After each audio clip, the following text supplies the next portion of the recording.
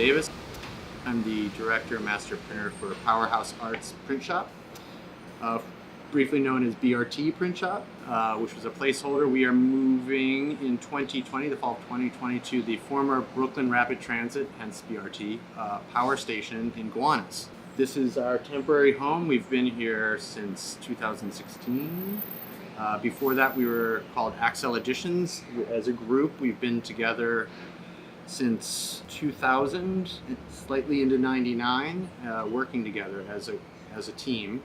Axel Editions was on Atlantic Avenue in Boerum Hill for 16 years. Through that shop, we got a reputation as being one of the contract shops for screen printing.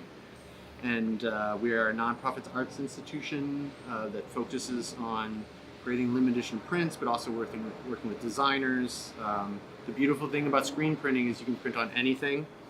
So New York is a very creative world, and so we're printing on glass, we're printing on metal, we're printing on fabric, we're printing with foodstuffs on food. We're whatever sort of iteration of smushing ink through a screen and onto thing we've done at some point. I feel like half of my life has just been this lucky mentorship every step of the way. I've been so fortunate to meet wonderful teachers. I thought I was going to be a scientist when I started off. And my very first art class, the teacher's like, you should maybe think about being an artist. And so it was like my very first positive interaction with a professor. I called up my parents, who are both physicians, and I'm going to be an art major, like nervously. And they were like, oh, that's great. We always thought you might be an art major. Like they were without skipping a beat, right?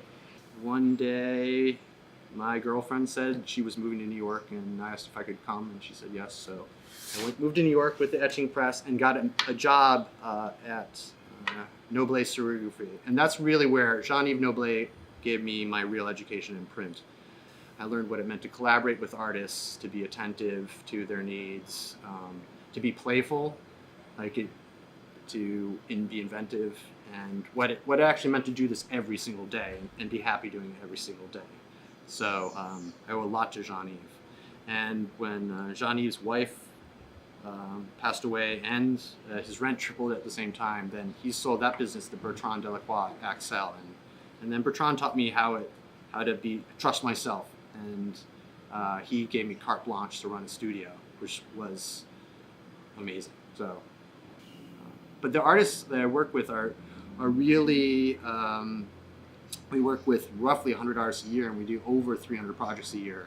And a lot of it is inventive, a lot of it is playful, a lot of it's one of a kind. And if you don't get it this time, then there's time to reinvent it for the next time. So it's never the same thing any single day. So I'm always learning. And that is actually probably the most addictive part of the whole process, is that it's always, you're going to school every single day. And it's magic. Like watching it happen is literally magic. You're like, wow, look, it's exactly like we imagined. I can't believe that worked. Or conversely, like, why did that happen? Isn't that beautiful, that mistake? And that sort of stuff, is still happening after thousands of editions, and it's still so rewarding to see that happen. Today we worked in collaboration with Bushwick Print Lab, with Ray and Jennifer. And it was a serendipitous event that you happened to come at this moment. This is a project that we've been working with them on and off for about 10 months with John Giorno. And it's sort of a meeting of the minds and equipment. We have a space and sheer numbers and a big vacuum table and a big giant screens. They have been doing these very beautiful blends with John for a long time. But to go up to the next step, they need to come to another print shop to go up even bigger. And I've known Ray since he was in graduate school, and it's this sort of beautiful relationship that's developed over time. I'm like, hey Ray, we've got so much ink. Can you come pick up some of this extra ink we have, or screens or paper? And then when we were starting up this shop, we had no exposer for a period of time. We had no electricity for our exposer, so we were exposing a lot of our films to the sun. But when we couldn't do that, we rented a U-Haul and took them to Bushwick Print Lab to expose our screens. So they came in a clutch moment with various projects of allowing us to access to their space to shoot screens. And no questions asked. Sure, Luther, come on by. It's we work with an artist who's from England. He says, you all here in New York are this is your gesture, is open-armed, when, in our shops we're more like this. We're closed-armed. And I feel like that's the sort of camaraderie and that I would like to see continue indefinitely, if possible. And what I love about the current scene and the current group of people that are being showcased in Pulled in Brooklyn is that sense of community really is there. And that we are always referring jobs back and forth to each other, and if we have a problem, someone else has solved. Often a quick phone call and 10-minute conversation can fix something you've been struggling with all day long. And I think that's what originally, that sort of spirit is what originally drew a lot of people to print, because in school you're in a community setting, you're working and learning together. And I think that is a unique sort of experience that when you leave school, it's hard to recreate.